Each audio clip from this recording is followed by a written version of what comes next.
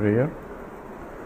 Om Samasta Jana Kalyane Niratam Karunamayam Namami Chinmayam Devam Sadgurum Brahma Vidvaram Vasudeva Sutam Devam Kamsa Chanura Mardhanam Devaki Paramanandam Krishnam Vande Jagadgurum Tvameva Mata Cha Pitatvameva Tvameva Bandhuscha Sakhatvameva Tvameva Vidya Dravidam Tvameva Tvameva Sarvam Mama Deva Deva Tvameva Sarvam Gurudeva Deva. Hari Om. So we are continuing the analysis of the subtle body. As we said, subtle body is made up of subtle elements, and subtle elements are the first ones that are created from the total Atma, and this is a creation is vivarta, that means it is creationless creation or transformationless transformation, just as gold transforming into variety of ornaments, remaining as gold but appearing as ring and a bangle and a necklace. The qualities of ring are different from qualities or attributes of the bangle, and each one has a different attributes, but those attributes do not belong to gold. Now we use the same analogy now, that pure consciousness is all pervading. That's what we said, because that is Sat Chit Ananda. Now it appears to become many, and that becoming many and appearance is driven by Maya. We'll come back to what is Maya, but yeah, Maya is apparent force that contributing appearance of one into many. That's essentially Maya is. Now we are analyzing essentially what is a jiva. That should be, what is jiva means an individual.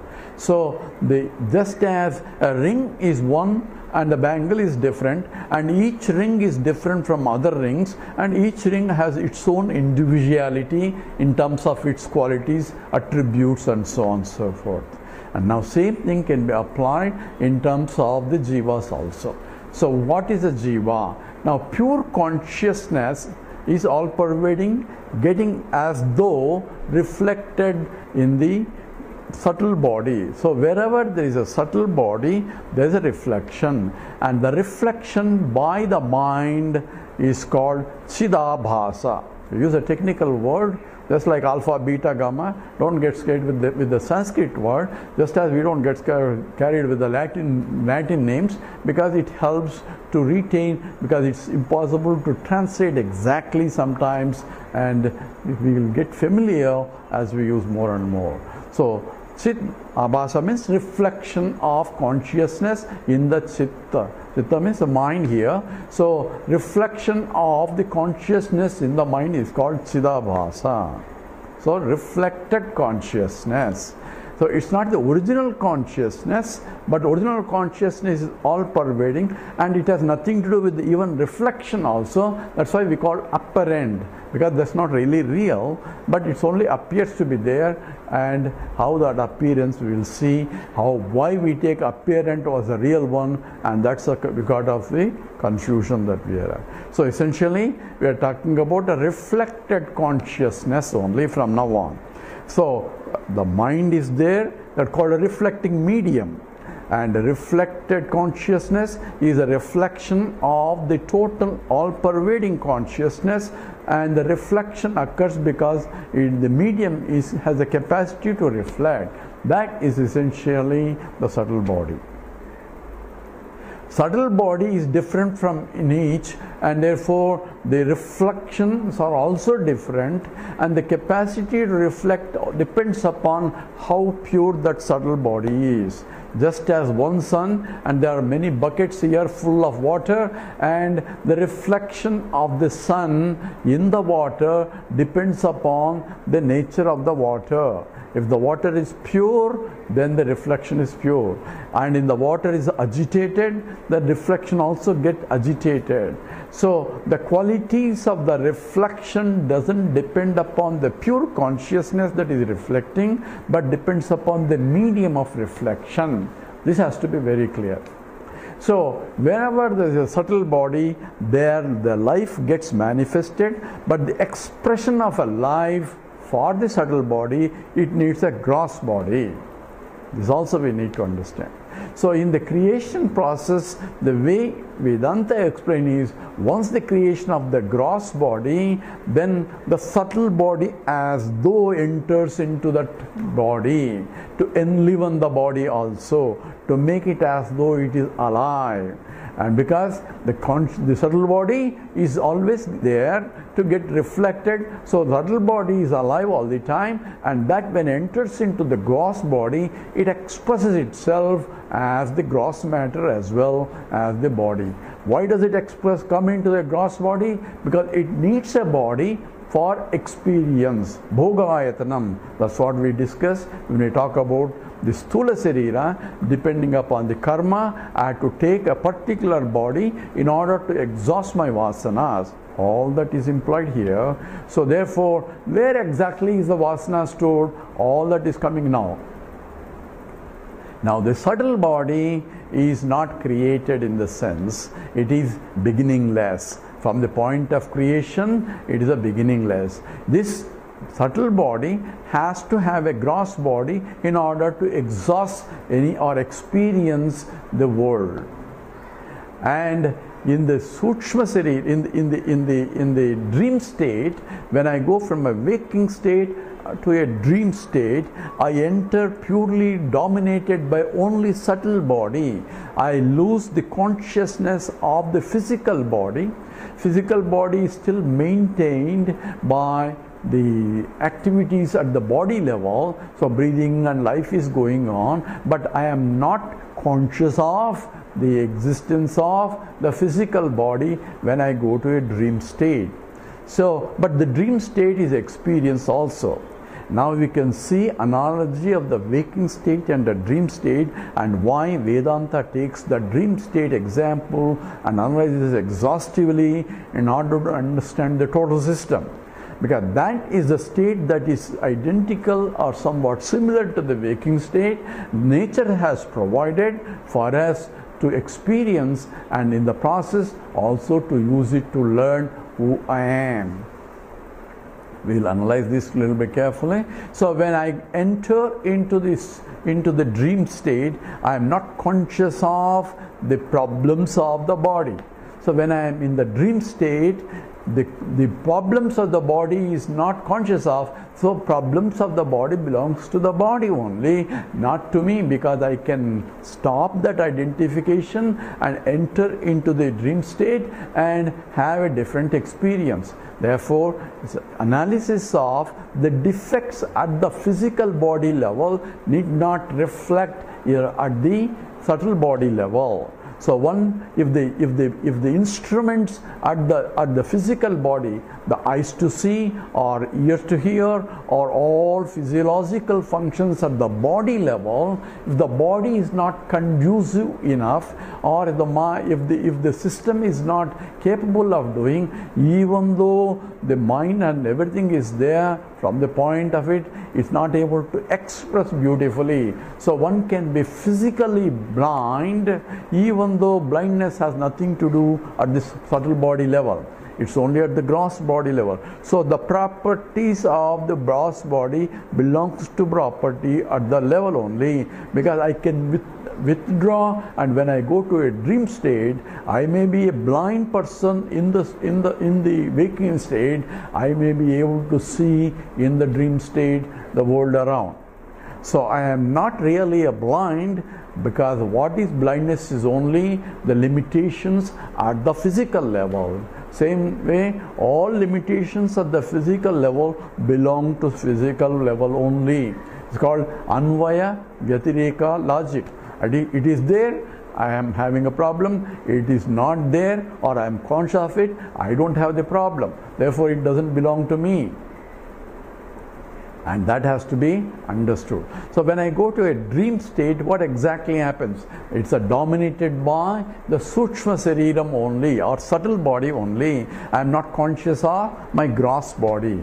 I may be sleeping in the Dunlop bed in the AC room comfortably with all the facilities, or I may be sleeping in a crowded place or on the street like any beggar also.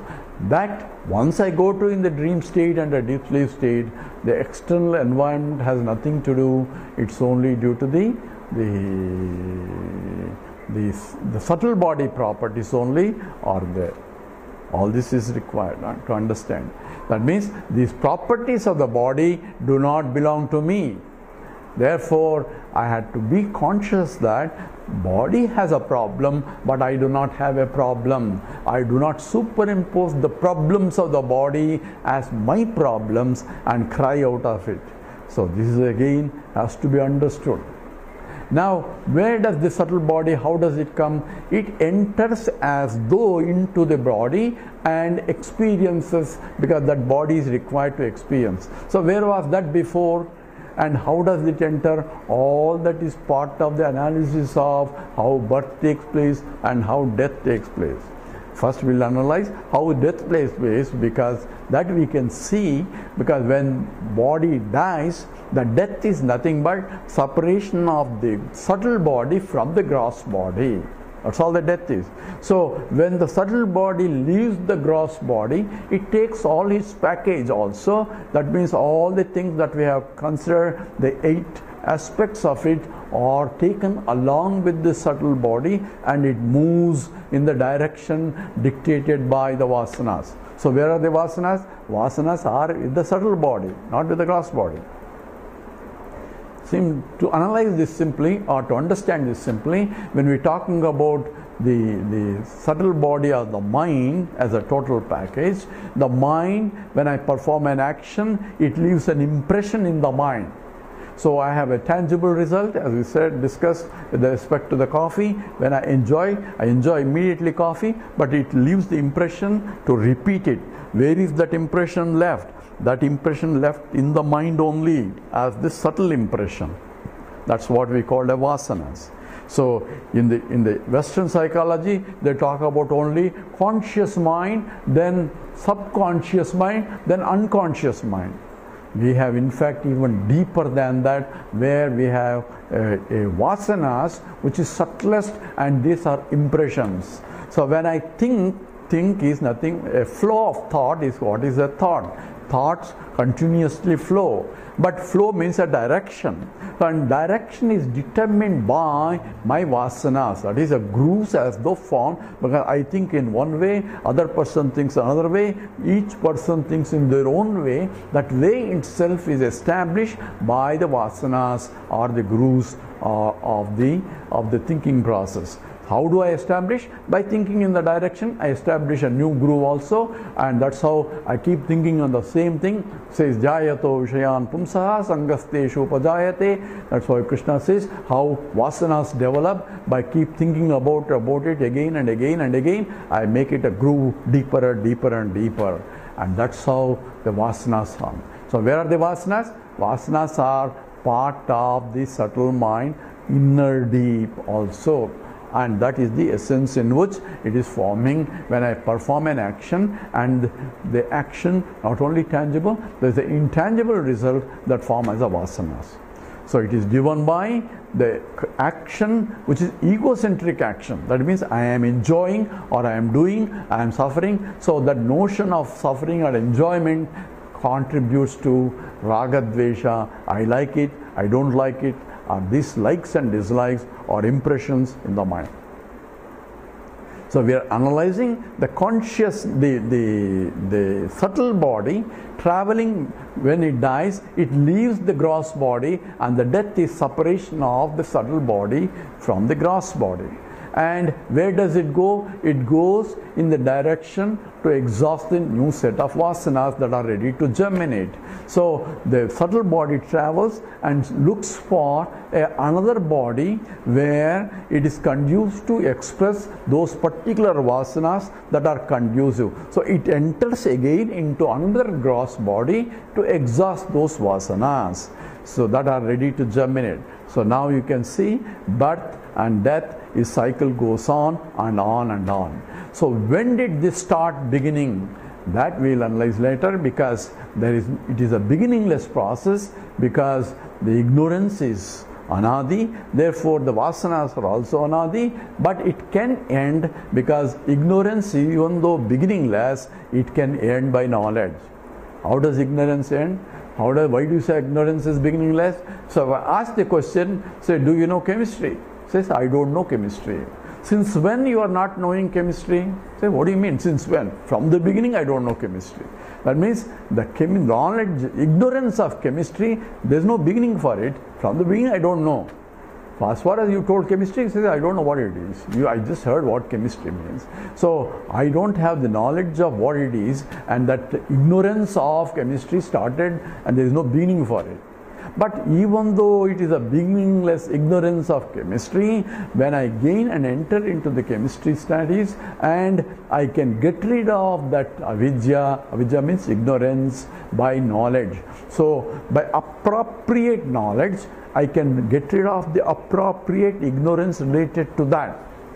See, that's how that means ignorance is as though covering my knowledge, and I remove through process of knowledge that called pramana, which we discussed initially. Through process of pramana, I remove the cover and I discover chemistry. In the same way, I can discover, that means removing the cover of ignorance, and that's what the knowledge takes place. So in the same process, everything is essentially the knowledge and ignorance are part of within that, and ignorance itself is beginningless. And what is this ignorance? This is called a fundamental ignorance. Fundamental ignorance is I am not knowing who I am. Because I say I am a conscious entity. I don't say I am a mind reflecting consciousness. I say I am conscious entity, I am existent entity. I don't claim the reflection process, I claim the originality as I am a conscious entity. Everyone claims I am, and then add something else. So when I say I am, who is claiming it? It is a reflected consciousness, which is called Chidabhasa, claiming that I am a conscious entity. It is like the moon claiming that the light coming from me is my own light. Follow the analogy now? It is the subtle body, and there is a reflection of consciousness in the subtle body. So the subtle body has become a conscious entity. Wherever there is a subtle body, there will be reflection, because it cannot but reflect. And so, and the whole original light is all over. So it doesn't have to be, wherever the subtle body, there will be reflection automatically, because the consciousness is all-pervading consciousness, gets illumined by reflection process.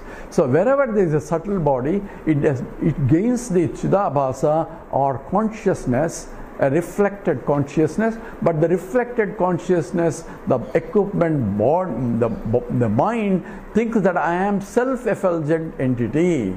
Moon thinking that I am self-luminous entity. The same way, the mind thinking that the consciousness that I have is my own, it's my own property.